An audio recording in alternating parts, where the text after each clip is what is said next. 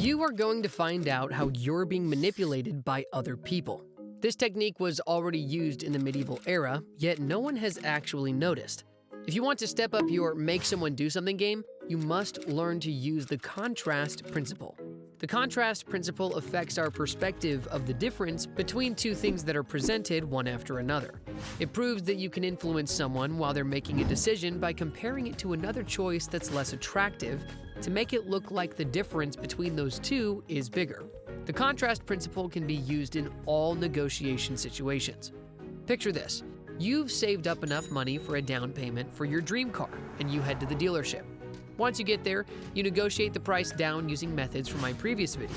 Instead of paying $60K, the sales associate agrees on $57K, but he offers you upgraded alloy wheels which would cost only $2.5K more, so you agree. On top of that, he mentions a Bang & Olufsen stereo system, which catches your attention. It's once again only $3.5K more, so you take it. Then he says, well, is an upgraded stereo system really worth it if you're not sitting on leather seats? And you think, if I'm already getting a custom spec dream car, I need those leather seats. So once you sit down to sign the paperwork, you get shocked when you realize the price went up to almost $70K. How could that happen? The answer is simple. The salesman used the contrast principle. You see, every time he told you the price of one of those upgrades, you compared it to the price of a car. $3K doesn't seem much when you compare it to a $60K car, and that's what the contrast principle is. It's used daily, and today you will find out how to use it to your advantage. But not only that, I'll also explain how you can use it along with the reciprocation to enhance its effect.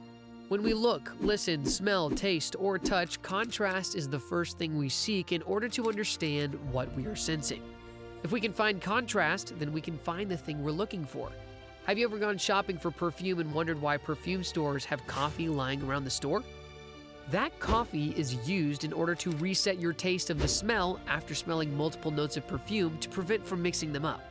It's a contrast between multiple perfumes that allows you to find the perfect perfume for yourself. The contrast principle is applied to all ways of judging we make on a daily basis. It was first studied by Robert Cialdini in his 2007 book, The Psychology of Persuasion, and it explores the way in which our perceptions are formed by using comparison techniques.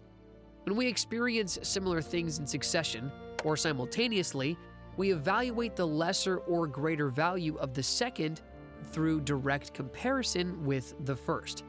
Contrast can be found at the root of all perception.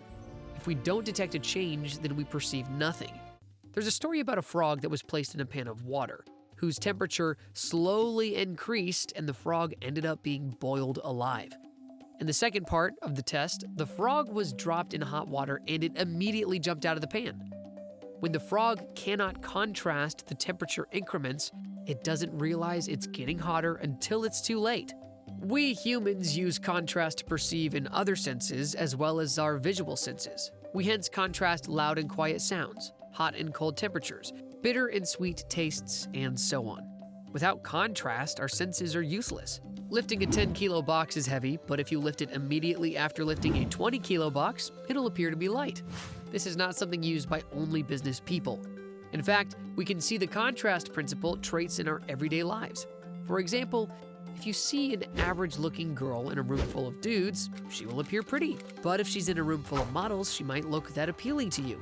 Since I just mentioned business, let's see in which fields of business this principle is used every day, and what happens if you add reciprocation to it. And yes, you can also use it if you're working a 9-to-5 job and you need your coworker to agree with your idea or support you. You need to present your idea in a way that makes it stand out positively from the other options or alternatives. Simply present your idea after or before one that is less appealing, less beneficial, or less relevant to your coworker. This will make your proposal seem way more appealing, more beneficial, and more relevant. You can also use it if you want your coworker to join your team. Show them how your team has more resources, more opportunities, and more recognition than the other teams, and on top of that, show how the other teams have more challenges, more risks, and more conflicts than your team. This will result in him comparing your idea or proposal to others and going your way. Lawyers also use this principle in order to trick the opposite side into saying something they will later use against them, by making the bad thing look more appealing than the other thing they use as a comparison. Now, I didn't tell you this if someone asks. The contrast principle is used all the time in sales to guide you to a desired purchase. Let's catch up to the story from the beginning of the video, in which you were buying a car. I want to know how many of you would realize the salesman is using this principle, and also how many of you would actually buy a custom spec car. An example Cialdini gives is that when you go to a department store to buy a sweater and a suit, you'll be shown the expensive Armani suit first before you are shown anything else. In comparison, the price of the sweater seems minimal. The contrast principle is the reason one of the meals on a dinner menu is much more expensive than any other. Owners know the other choices will seem more reasonable because you will compare them to that one meal. When you order wine with your friends, do you pick the most expensive one, the cheapest one, or the one in the middle? What I said so far explains how powerful this principle is, and that everyone can use it. And I mean literally everyone. Even kids do this by asking their parents if they could sleep over at their friend's house. If a parent says yes, it's a win. And if a parent says no, the kid will ask if they can at least hang out with them, which will seem like a better option to the parent once they compare it to a sleepover, making this a win-win situation. Now, what happens when you combine this already powerful principle with reciprocation? You get an extremely powerful, politely manipulative technique. Reciprocation is Cialdini's first principle in his observation that people like to repay or reciprocate with charity, kindness, or benefits that others have given them in kind. The classic example is gift giving during Christmas and the New Year. If someone sends you a birthday card, you'll almost certainly want to send them one in return. You'll do this when their birthday rolls around so that you settle your sense of social obligation. In order to combine these two, you'll need to be the first to act and give someone a personalized and unexpected gift, or do something for them. What you give or do is less important than the act itself because they will feel like paying you back. The same thing applies to business. Give a prospect something of value, and they'll feel obliged to return the favor. But let's take a 9-to-5 job as an example once again. To combine these two at your 9-to-5, you will need to do favors for others, help them, publicly praise them, and generally work in such a way as to build up a bank of social obligations owed to you. Each of these obligations will be settled at some point to your advantage, and once it's time to make your coworkers do something for you, you maybe won't even have to use the contrast principle. But if you do, you will hit them with a technique that makes it impossible to say no. Now that you know how to step up your make someone do something game, go out there and practice it until you master it. The contrast principle can be a powerful tool for persuasion, but it also has some limitations and risks. Therefore, it's important to use the contrast principle subtly and respectfully, strategically and creatively. Overusing or abusing the contrast principle can backfire or lose its effect, while exaggerating the differences between your proposal and other options can damage your credibility or reputation.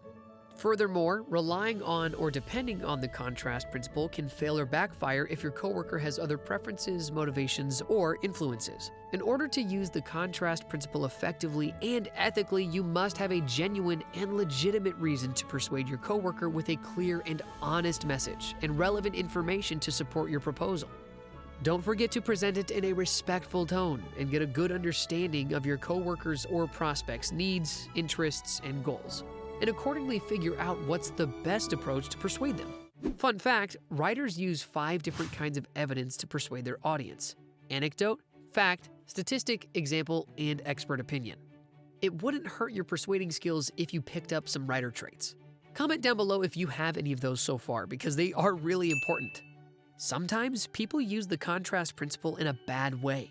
For example, when comparing themselves to other people, especially nowadays when social media is filled with pictures of extremely beautiful men and women. In fact, 90% of women state that they compare themselves with other social media users, along with 65% of men who do the same. The majority of these have a negative perception of themselves as a result of comparisons, or as I would call it, improper contrast principle usage. So, with that being said, use the contrast principle to persuade others and not hurt your mental health. Make sure to subscribe because it tremendously helps make new videos. And if you want to learn how to use manipulation to your advantage, click the video on the screen.